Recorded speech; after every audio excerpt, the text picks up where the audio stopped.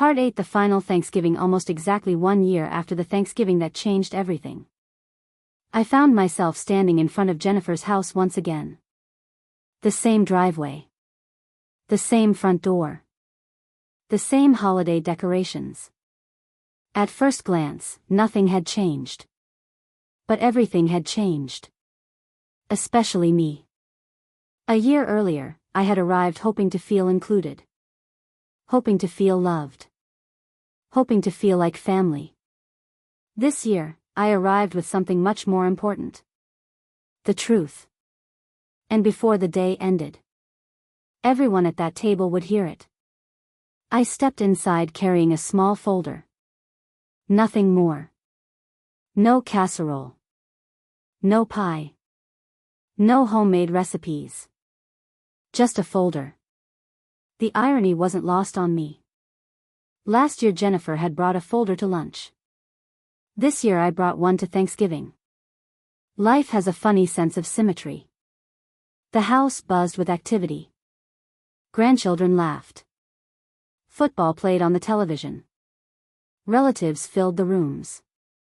And for a moment, I felt sad. Not angry. Not bitter. Sad. Because this was the family David and I had spent decades building. And somewhere along the way, we had lost each other. Dinner began. People talked. Laughed. Shared stories. But I noticed something different. Jennifer seemed nervous.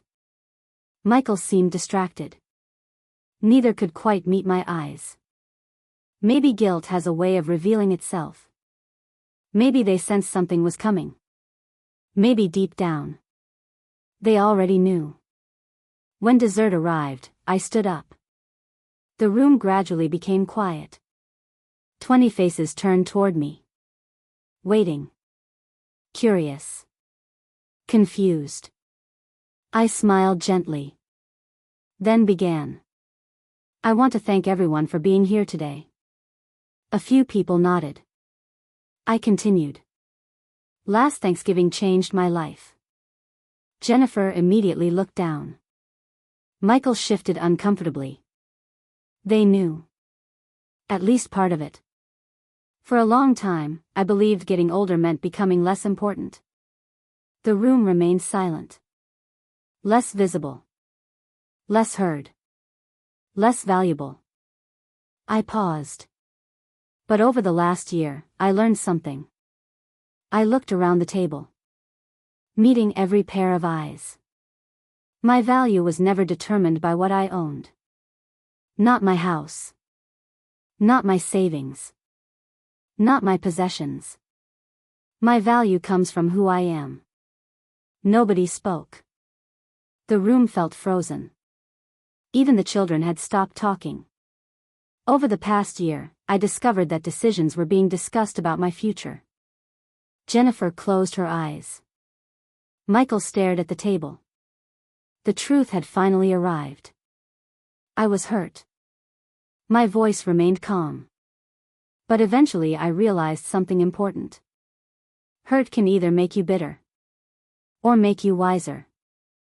I smiled softly. I chose wiser. Then I opened the folder. The same folder I had carried into the house. The same folder that contained a year of decisions. A year of reflection. A year of courage. Several months ago, I updated my legal documents. Jennifer's face turned pale. Michael looked alarmed. Neither interrupted. I also created something new. I removed a single sheet of paper. A document bearing the name of the Scholarship Foundation. The foundation David had loved. The foundation we had chosen together in spirit. When I pass away someday, a large portion of my estate will create educational scholarships in David's name. Complete silence. Absolute silence. I smiled.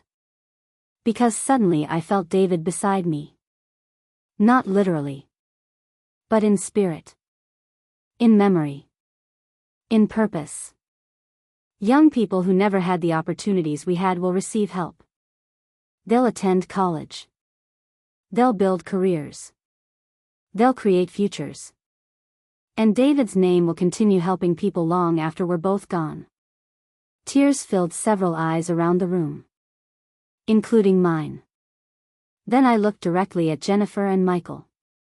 Not with anger. Not with revenge. With honesty. You were so focused on planning my future that you forgot to ask what future I wanted. Neither spoke. Because there was nothing to say. The truth rarely requires argument. For several long seconds, nobody moved. Then something unexpected happened. Jennifer began crying. Real crying. Not polite tears. Not defensive tears. The kind that come from genuine regret. "I'm sorry, Mom." Her voice broke. I thought I was helping. For the first time in a year. I believed her.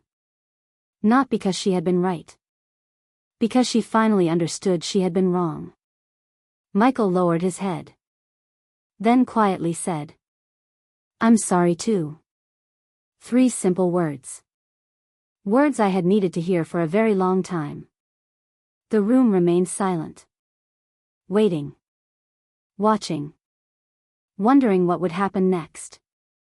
I could have punished them. I could have embarrassed them. I could have spent an hour listing every mistake. Every betrayal. Every secret. But that wasn't what David would have wanted. And honestly, it wasn't what I wanted either. Because families don't heal through punishment. They heal through truth. Through accountability. Through honesty. And through choice. I forgive you. The word surprised even me. But they were true. I meant them. Completely. Forgiveness didn't erase what happened. It didn't undo the pain. It didn't magically repair trust. Trust takes time. Sometimes years. But forgiveness allows healing to begin. And that mattered. Jennifer stood up. Then walked around the table. Without saying another word. She hugged me. The way she hadn't hugged me in years. Not out of obligation. Not out of routine. Out of love. Real love. Soon Michael joined us. Then the grandchildren. Then everyone. The room filled with tears. Laughter. Memories. And something that had been missing for a very long time. Connection. Later that evening, as the gathering ended, I stood alone on the porch. Snow drifted gently through the air. Just as it had the year before. I looked toward the sky and smiled. Because I finally understood something. Growing older doesn't make you invisible. People make that mistake. Not age. And sometimes you have to remind them who you are. Before leaving, Jennifer squeezed my hand. "We'll do better." I nodded. I know. And for the first time in a very long while, I actually believed it. When I arrived home, I walked into the quiet house. The same house. The same memories. The same life. But it felt different. Because now the future belonged to me again. Exactly where it should have belonged all along. I paused beside David's old chair. Touched the worn wooden armrest. And smiled. "Happy Thanksgiving," I whispered. The house remained silent. Yet somehow, it didn't feel empty anymore. The end final message. Never allow anyone to decide your future for you, even if they claim it's for your own good. Respect, dignity, and choice do not expire with age.